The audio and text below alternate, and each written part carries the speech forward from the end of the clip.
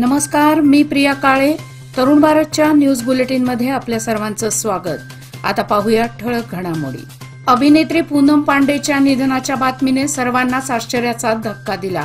तिच्या मॅनेजरने अधिकृत इंस्टाग्राम हँडलवरून तिच्या मृत्यूची बातमी दिली होती. त्यानंतर आता अभिनेत्रीने खुलासा करताना आपले निधन झाले नसल्याचे सांगत इंस्टाग्रामवर एक व्हिडिओ शेअर केला आहे. पूनमने आपण जिवंत असल्याची माहिती दिली आहे, मात्र आपल्याच मृत्यूची खोटी माहिती जारी करून खळबळ माजवल्याबद्दल तिच्यावर कारवाईची मागणी होत आहे.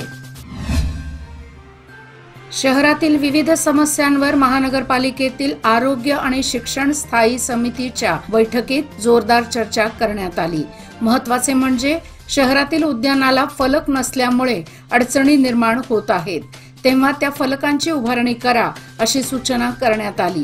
याचबरोबर काही प्रभागांमध्ये कर्मचाऱ्यांची संख्या कमी आहे, त्यामुळे वेळेत कचऱ्याची उचल तसेच इतर कामे होत नाहीत, तेव्हा कमी असलेल्या प्रभागांमध्ये कर्मचाऱ्यांची नियुक्ती करा अशी सूचना या बैठकीत केली आहे.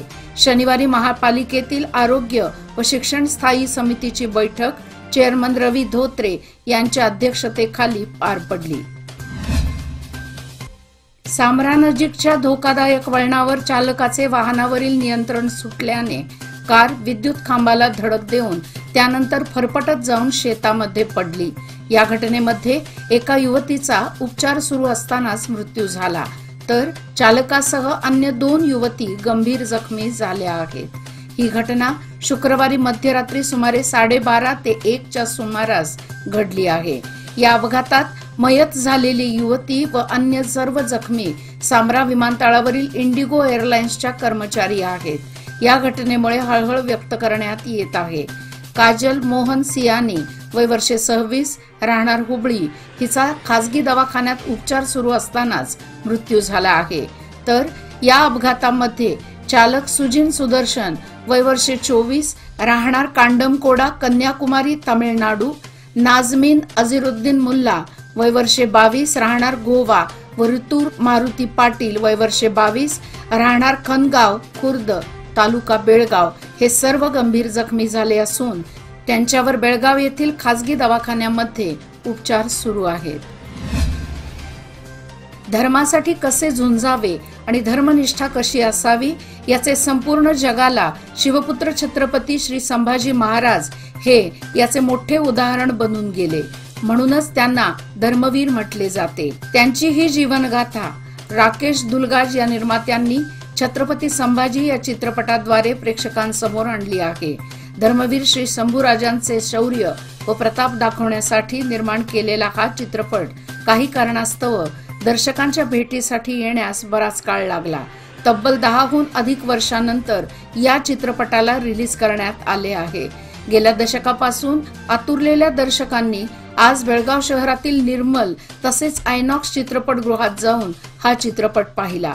श्रीरामसेना हिंदुस्थान आणि महाराष्ट्र एकीकरण समितीचे नेते रमाकांत कोंडुस्कर यांनी या चित्रपटाच्या पहिल्या शो प्रसंगी पूजा विधी करून उद्घाटन केले. चित्रपट पाहिलेल्या दर्शकांनी तरुण भारत न्यूजशी बोलताना आपली प्रतिक्रिया व्यक्त केली. उद्यमबाग बेळगाव येथील डीवायसी ऑफिस शेजारील कारखान्याला आज शनिवारी सकाळी आग लागली. अग्निशामक दल आणि स्थानिक युवकांकडून आग विझवण्यासाठी शर्थीचे प्रयत्न करण्यात आले. ही आग शॉर्ट सर्किटमुळे लागण्याचा प्राथमिक अंदाज वर्तवण्यात येत आहे. आगीमुळे परिसरात नागरिकांनी मोठी गर्दी केली होती. कोणत्याही कारणास्तव दलितांवर अन्याय होऊ देणार नसल्याची माहिती पोलीस अधीक्षक भीमाशंकर गुळेद यांनी दिली. अनुसूचित जाती जमाती यांच्या समस्या जाणून घेण्यासाठी आज आयोजित केलेल्या बैठकीत आढावा घेत ते बोलत होते. बेळगाव येथील जिल्हा पोलीस कार्यालयात झालेल्या बैठकीत पोलीस अधीक्षक भीमाशंकर गुळेद यांनी संविधानाचे वाचन करून बैठकीचे उद्घाटन केले.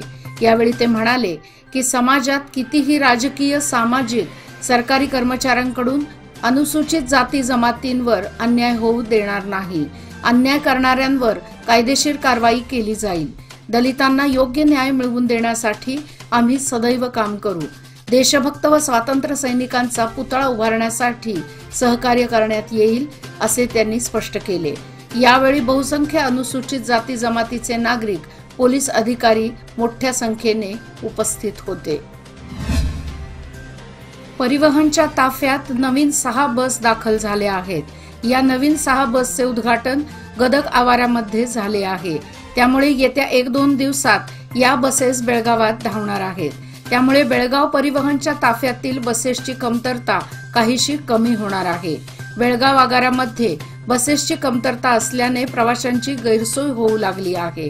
दरम्यान नवीन बसेस उपलब्ध करून द्याव्यात अशी मागणी मागील काही महिन्यांपासून सुरू आहे. याची दखल घेत बेळगाव आगाराला 6 बसेस उपलब्ध करून देण्यात आल्या आहेत. बेळगाव जिल्ह्याला महाराष्ट्र आणि गोवा राज्याची हद्द लागून असल्याने आंतरराज्य प्रवास करणाऱ्या प्रवाशांची संख्या अधिक आहे. बेळगाव शहरात अनेक ठिकाणी असलेल्या सिडी वर्कची दुर्दशा झाल्याने वाहतूक धोकादायक ठरू लागली आहे. बस स्टँड जवळील सिग्नल जवळ सिटी वर्कची दुरावस्था झाल्याने धोका निर्माण झाला आहे. सिग्नल जवळच ही परिस्थिती निर्माण झाल्याने ये जा करणे अडचणीचे ठरू लागले आहे. एकीकडे स्मार्ट सिटी अंतर्गत विकास साधला जात आहे, तर दुसरीकडे मात्र रस्त्यांच्या समस्या आव असून उभ्या आहेत. त्यामुळे वाहनधारकातून संताप व्यक्त होत आहे. लोकमान्यच्या मुदत ठेव योजना म्हणजे सुयोग्य कालावधी सर्वोत्तम व्याजदर. आता तुमच्या गुंतवणुकीवर मिळवा 9.30% परतावा. अधिक माहितीसाठी आजच कॉल करा 1800212450. योजना फक्त सभासदांकरता. नियमवाटी लागू. लोकमान्य, जिथं पैसा वाढतो आणि नातं वृद्धिंगत होतं.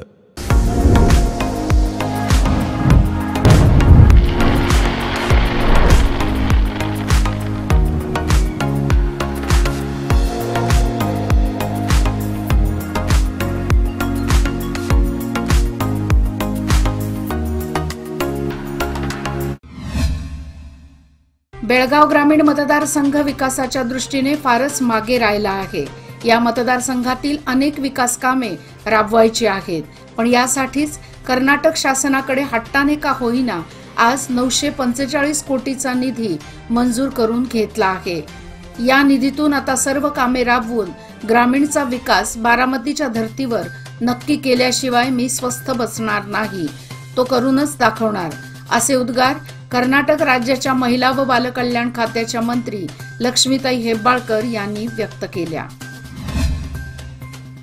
सौंदत्ती श्री रेणुका देवीची यात्रा करून माघारी परतलेल्या सामरा येथील भाविकांनी माळ रानावरील यात्रा भक्तिमय वातावरणात साजरी केली. माळ रानावर शुक्रवारी दुपारी सामूहिकरित्या पडल्या भरण्याचा कार्यक्रम पार पडला.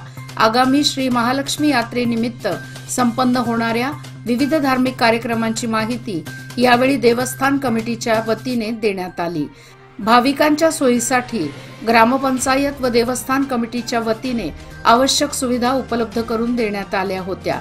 सायंकाळी माळ रानावरून सवाद्य मिरवणूक काढण्यात आली. उदो गाई उदोचा गजर व भंडाऱ्यांची उधळण करत भाविक मोठ्या संख्येने सहभागी झाले होते.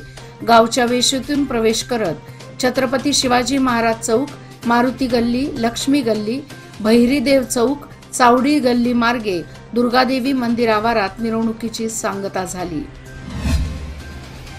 दलित संघर्ष समिती आंबेडकर वादच्या तर्फे बेळगाव जिल्हा पंचायतचे नूतन सीईओ राहुल शिंदे यांचा दलित संघर्ष समिती आंबेडकर वादचे सिद्धप्पा कांबळे यांच्या हस्ते शाल व पुष्पहार घालून सन्मान करण्यात आला व त्यांना शुभेच्छा देण्यात आल्या. तसेच राजू तलवार, जिल्हा पंचायत उपकार्यदर्शी हेग नाईक, सरकार नोकर संघाचे अध्यक्ष बसवराज रायगोळ, जिल्हा पंचायत सीएओ परशुराम धुडगुंटी यांचाही शाल व पुष्पहार अर्पण करून सन्मान करण्यात आला. यावेळी दलित संघर्ष समिती आंबेडकर वादचे बेळगाव जिल्हा अध्यक्ष महतेश तळवार, महादेव तळवार, आनंद कोलकार, सागर कोलकार व इतर उपस्थित होते. आगामी 11 फेब्रुवारी रोजी होणाऱ्या 19व्या येळ्ळूर ग्रामीण मराठी साहित्य संमेलनाची मुहूर्तमेढ रोपण बेळगावचे प्रसिद्ध उद्योजक RM चौगुले व त्यांच्या पत्नी प्रीती चौगुले यांच्या हस्ते श्री शिवाजी विद्यालयाच्या पटांगणात शनिवारी रोवण्यात आली. या कार्यक्रमाच्या अध्यक्षस्थानी माजी आमदार परशुराम भाऊ नंदीहळ्ळी हे होते, तर प्रमुख वक्ते म्हणून युनियन बँकेचे वरिष्ठ प्रबंधक अभिजित सायमोते हे उपस्थित होते।